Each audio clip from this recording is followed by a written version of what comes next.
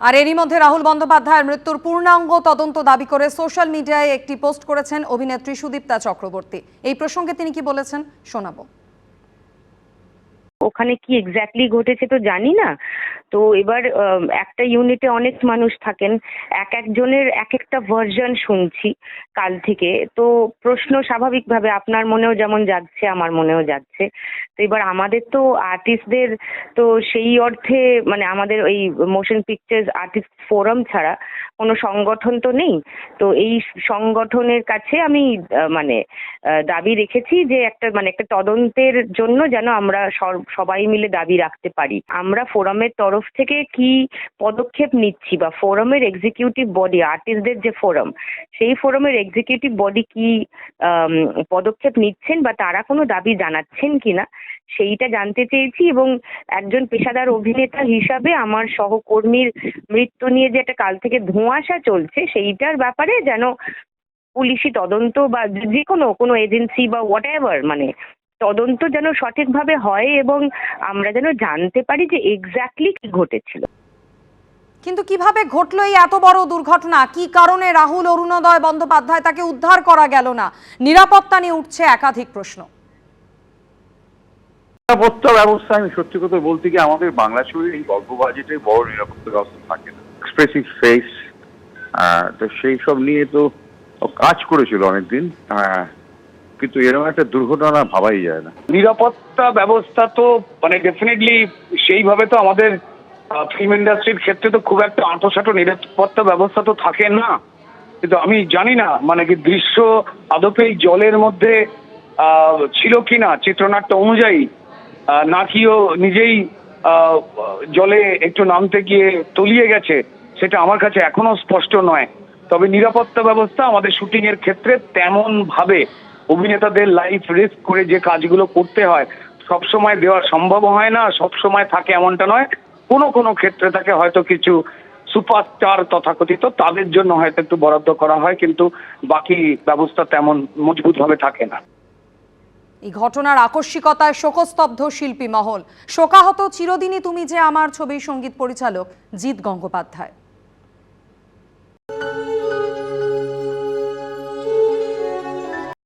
সাহিত্য চর্চা এত সুন্দর ওর, লেখার হাত এত সুন্দর, অভিনয় তো আমরা সবাই জানি তো ভালো। সব থেকে বড় কথা, একটা ভালো ছেলেকে আমরা আজকে হারালাম। রাহুলের একটা লাইন, খুব প্রিয় লাইন ছিল ওই পিয়ারে গানটায়, মাঝ পথে ছেড়ে যেতে হয়। ওই তাই যদি মাঝ পথে ছেড়ে যেতে হয়, এই লাইন দুটো ছিল।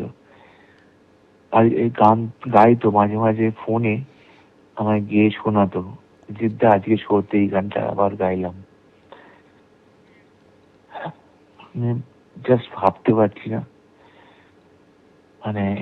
আমি প্রিয়াঙ্কার সামনেও গিয়ে কি করে দাঁড়াবো আমি নিজেই জানি না।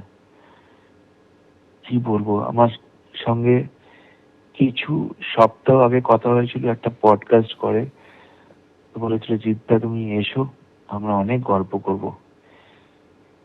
সেই গল্পটা রয়ে গেল। প্রথম ছবি জনপ্রিয় হওয়ার পর অনেকেই হারিয়ে যান, তবে তাতে তার কোনো অসুবিধা নেই। চিরদিনই তুমি যে আমার হিট হওয়ার পরের বছর অর্থাৎ 2009 সালের 1 ফেব্রুয়ারি হ্যালো পিআইপি অনুষ্ঠানে এসে কি বলেছিলেন রাহুল অরুণোদয় বন্দ্যোপাধ্যায়, শুনবো।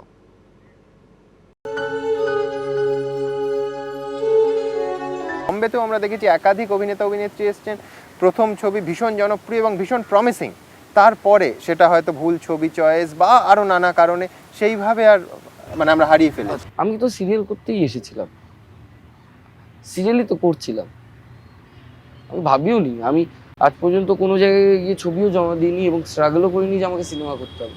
এটা ঘটে গেছে, আর সাফল্য একটা দুর্ঘটনা, কিন্তু ফেলিওর প্ল্যান হয়। সেই দুর্ঘটনা বারবার ঘটবে অথবা ঘটবে না, ওইটা নিয়ে ভেবে কি হবে। I had nothing to lose.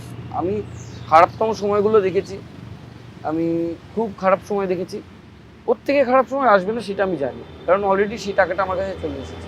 TV নিয়ে তোমাদের এই মুহূর্তের রূপলী পর্দার তারকা হওয়ার পর টিভি নিয়ে কোনো রকম উন্নাসিকতা, কখনো যদি ভালো অফার আসে টিভিতে করতে তোমরা রাজি? আমার গোটা বাংলা ফিল্ম ইন্ডাস্ট্রির প্রতি একটা অভিযোগ আছে। আমি যখন নতুন ঢুকেছিলাম তখন যেই শুনতো আমি সিরিয়াল করেছি সবাই নাক কুচকে তাকাতো। কিন্তু ওনারা কি আমাকে জানাতে পারেন গত 15 বছরে বাংলা সিরিয়াল যতগুলো ভালো অভিনেতা দিয়েছে আর কোনো মিডিয়াম সেটা দিয়েছে কিনা? বাংলা সিরিয়াল আমার প্রাণ। বাংলা সিরিয়াল এবং তার অভিনেতাদের কাছ থেকে শাশ্বত চট্টোপাধ্যায়, রুদ্রনীল ঘোষ, করাজ মুখার্জি, রজতাভ দত্ত, সুদীপ্তা চক্রবর্তী, অনুশ্রী দাস, মৌমিতা গুপ্ত, এত ভালো না অভিজ্ঞতাগুলো, এত ভালো সব মানুষ, এত ভালো সব অভিনেতা অভিনেত্রী, এত শিখেছি যে সেটা ভাবার না। এদের আবার যদি এদের কাছেই ফিরে যাই তাহলে খারাপ থাকে। বন্ধু মানেই তো ভালোবাসা মন্দবাসা দুটোই থাকে। তোমার আর রাহুলের ঝগড়া হয়? প্রচুর প্রচুর প্রচুর ঝগড়া হয়, সারাদিন ঝগড়া হয়। আমাদের বেশ খানিকটা ঝগড়া হয়। ও বাবা, অনেক রকম ঝগড়া। তুমি কেন এটা করলে, তুমি কেন এটা বললে না, তুমি কেন এটা করলে, সে নানা রকম। আসলে প্রিয়াঙ্কার কখনো মন খারাপ দেখলে আমার খুব মন খারাপ হয়ে যায়। এবার মন খারাপ হয়েছে মানে আমি কোনো ভুল করেছি, এবার ওকে চিয়ার আপ করতে গিয়ে আমি রেগে যাই, এ থেকে ঝগড়া হয়। মানে কেন মুখ ভার কেন? এই মেয়েদের স্পেশালিটি কিছু না। না বলো কি হয়েছে, বলছি তো কিছু হয়নি, এবং সে কিছু হয়নি এমনভাবেই বলবে যে অনেক কিছু হয়েছে। এবার সে যে কি দুশ্চিন্তার জায়গা তৈরি হয় সেখান থেকেই ঝগড়া শুরু হয় রোজ, এই কিছু হয়নি ঠিক। এখানে তমলুক মেডিকেল কলেজ হাসপাতালের যে মর্গ রয়েছে সেখানে এই শবদেহবাহী যে শকট, সেই শবদেহবাহী শকট তা সাজানো হচ্ছে। এই গাড়িতে করেই দেহ কলকাতার পথে রওনা হবে ময়নাতদন্ত প্রক্রিয়া শেষ হয়ে যাওয়ার পর। পরিবারের তরফে কেউ একজন আসবেন এবং তিনি দেহ এখান থেকে রিসিভ করবেন। তার আগে এখানে যারা পুলিশের উচ্চপদস্থ আধিকারিকরা, পূর্ব মেদিনীপুর জেলা পুলিশের তারা এসে পৌঁছেছেন। তারা এখানে যারা তাদের ইউনিটের সহ অভিনেতা রয়েছেন বা সহ কলাকুশলী রয়েছেন তাদের মধ্যেও এক দুজন এসে পৌঁছেছেন, তাদের সাথে দফায় দফায় কথা বলেছেন।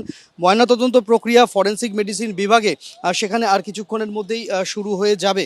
এবং বহু মানুষ সকাল থেকে আমরা দেখেছি যে তারা এখানে এই খবর গতকাল জানাজানি হওয়ার পর আজকে হাসপাতালে ময়নাতদন্ত প্রক্রিয়া হবে এটা জানতে পেরে বহু মানুষই এখানে রয়েছেন, তারা এখানে এসে পৌঁছেছেন। পুলিশের শীর্ষ আধিকারিকদের মধ্যে অনেকেই এখানে এসে পৌঁছেছেন। শবদেহবাহী শকট প্রস্তুত করা হচ্ছে।